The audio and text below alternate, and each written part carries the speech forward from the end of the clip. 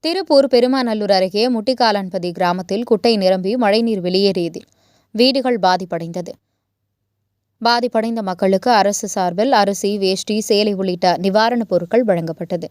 திருப்பூர் மற்றும் அதன் சுற்றுவட்டார பகுதிகளில் நேற்று பலத்த காற்றுடன் இடியுடன் கூடிய கனமழை பெய்தது.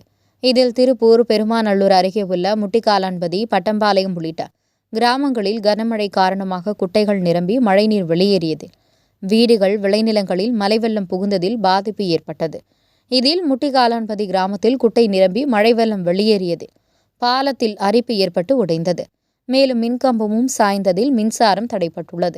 வீடுகளில் மழை வெள்ளம் புகுந்த காரணத்தால் சமையலறை உள்ளிட்டவை பாதிக்கப்பட்டு அப்பகுதி மக்கள் உணவு, உடையின்றி பாதிப்புக்கு உள்ளாகினர். இதனைத் தொடர்ந்து இன்று அங்கு வந்த அரசியல் கட்சியினர் பாதிக்கப்பட்ட மக்களுக்கு உணவு வழங்கினர்.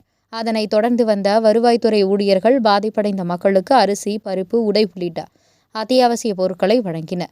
மேலும் அப்பகுதி பொதுமக்கள் கூறுகையில், நேற்று பெய்த மழையால் குட்டை நிரம்பி மழை வெள்ளம் தங்களது வீடுகளுக்குள் புகுந்ததில் உடைமைகள் அனைத்தையும் இழந்துள்ளதாகவும், தங்களது கிராமம் அடிப்படை வசதியின்றி மிகவும் பாதிக்கப்பட்டுள்ளதாகவும், குட்டையை சரி செய்து வடிகால், சாலை வசதிகளை ஏற்படுத்தி தர வேண்டும் என தெரிவித்தனர்.